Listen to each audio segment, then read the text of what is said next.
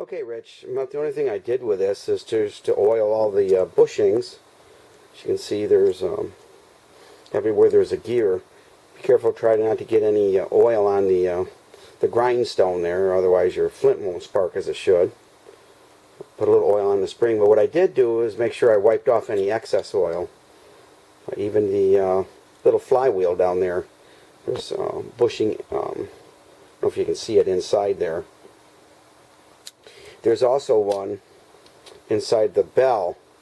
You can see the gear goes through there and rides inside it that you have to get to. I did get it so it would start pretty good, but you still might have to give it a little push with the cars.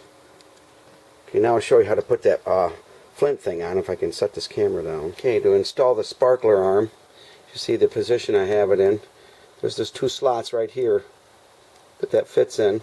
It just comes right up over there like that. Pretty simple. To put the replace the flint, it goes in this side. Just take a pair of needle nose pliers and hold the flint. I don't know if I can get it to sit here so you can see it. And just push the flint right in there in that little hole. I put a new flint in it, but I've been running it to try to get it loosened up enough. As you can see, the flint's already about half worn down. They don't last very long. So I'll pop a new one in before I send it back to you. There again, it just goes right inside there, those two little grooves, and comes right up around there and sits just like that. So get it out here in the light, maybe you can see it there. You can see it better now. See how it sits just like that. When you go to put this back in the shell, if you notice right here the spring kind of hangs down a little bit, what you need to do is shut the motor, put the motor in the off position, give it about 3 or 4 winds so that spring tightens up there. Otherwise, if you notice where the little grooves are that hold it to the shell, right now that spring won't allow that to load, but if you give it a couple of winds, then you can put it back in the shell as it's supposed to go in.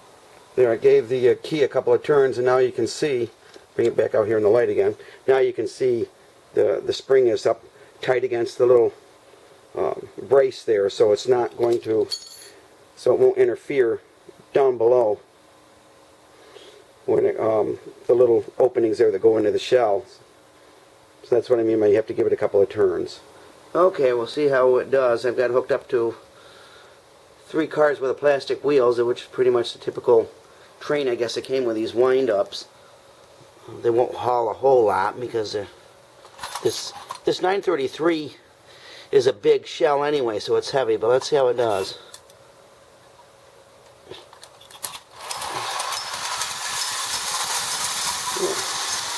He has no problem hauling them.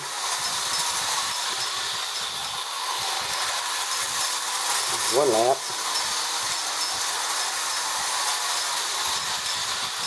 There's 2.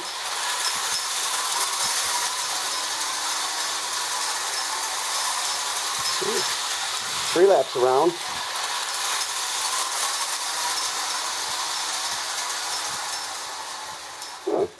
3.5 laps, that's not bad.